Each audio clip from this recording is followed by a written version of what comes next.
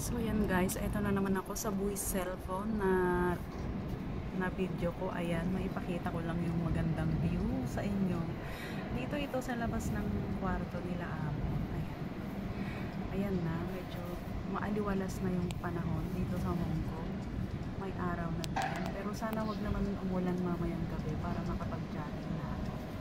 O diba ang ganda? So ito yung aking view ng madaming tao. Ibig sabihin, matagal na ako sa aking mga amo. Parang dito na yata ako magme-menopause, charing. So, ayan.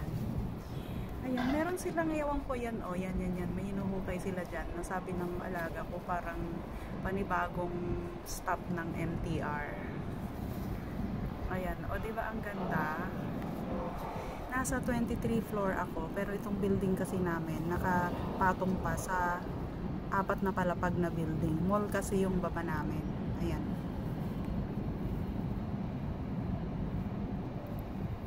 Ayan siya. Kaya sa baba namin napaka-convenient. Merong grocery store, merong restaurant, may McDonald's, madami. Ayan. So, yun lang.